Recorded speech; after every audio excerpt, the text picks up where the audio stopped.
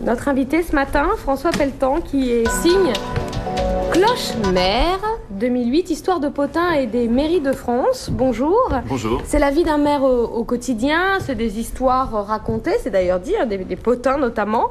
C'est la vôtre, vous qui êtes maire d'une petite ville de l'Essonne qui s'appelle Linas. C'est un peu la mienne, mais pas toujours. En fait, ça s'inspire de l'actualité. Heureusement pour vous, parce que de temps en temps, c'est quelque chose. Ah oui, c'est chaud. Ça a pas piqué Ouais, il y a eu des 2-3 trucs bien, oui. Mais ça s'inspire beaucoup de l'actualité de ces derniers mois dans nos collectivités, que ce soit la question des SDF, rappelez-vous, et toutes sortes d'autres choses. Donc voilà, ça reprend en gros l'actualité des collectivités, puis ça raconte l'envers du décor, ce qui se passe dans une mairie, tout ce que l'on voit pas et qu'on imagine des fois. Vous avez l'impression que vos administrés ne savent pas, que nous, citoyens, on ne sait pas vraiment comment travaille un maire et ce qu'il fait. Oui, en fait, on voit la vitrine, mais on voit pas l'arrière-boutique. Et en fait, il y a une multitude de choses qu'on imagine qui sont complètement fausses. Par exemple on imagine plein de choses sur les élus, sur leurs relations avec les entreprises, alors qu'en fait, c'est pas du tout comme ça que les choses se passent.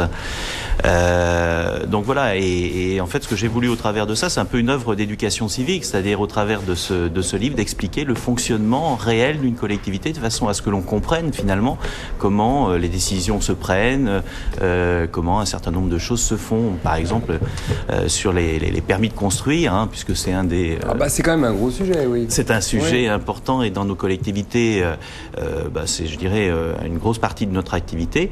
Eh bien, voilà, j'expliquais un petit peu l'envers du décor, comment ça se passait, et comment finalement on peut se retrouver dans des situations difficiles parce qu'il y a une sans véritablement comprendre. Parce qu'il y a, c'est ça ? Oui, il y a plein de choses, parce que... d'une part parce qu'il y a une réglementation qui finalement n'est pas forcément adaptée aux besoins et aux réalités. Franchement, n'est pas à la portée du premier venu. Enfin, faut être très honnête, c'est un maquis. Exactement. C'est un maquis.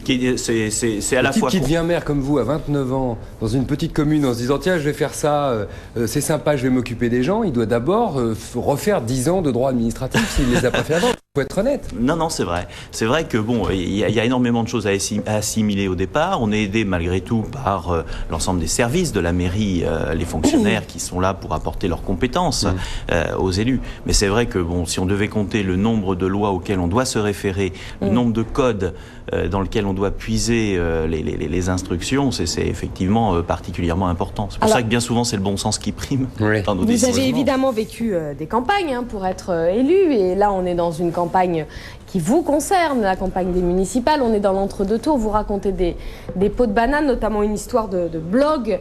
Et c'est marrant parce que ça me fait penser à l'histoire, à ce qui est en train de se passer en ce moment à Neuilly, par exemple, entre Arnaud Tellet et Jean-Christophe Fromentin, cette histoire de diffamation et que je te mets en correctionnel. Est-ce que ça arrive souvent, que vraiment c'est des coups bas entre deux tours On parle de blog, mais avant c'était des tracts. Oui, il y a eu plein de choses. Là, c'est le blog en particulier, mais c'est vrai qu'il y a plein d'autres choses. Les blogs sont simplement un outil qui va dans la continuité de ce qui existait déjà. Oui, c'est très fréquent.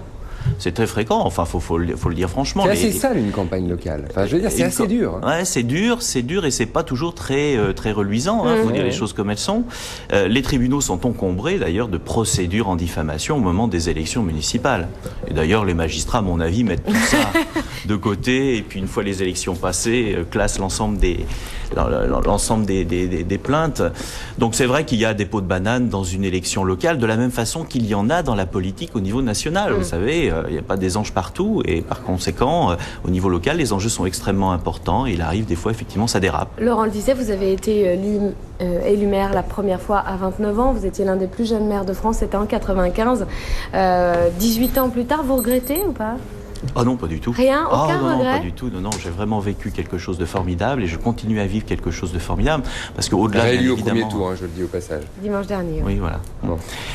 Parce que finalement, si vous voulez, on voit bien évidemment tous ces côtés, ces travers, mais au-delà de ça, il y a une implication dans la vie quotidienne, il y a quelque chose qui est passionnant, et véritablement, moi, j'incite nos concitoyens à s'impliquer dans la vie locale. Il y a une crise d'évocation, comme chez les curés, parce que vous parlez beaucoup des rivalités entre maires et curés. C'est un grand classique. Il y a aussi une crise d'évocation chez les maires, il faut le dire, notamment les petits maires. Oui.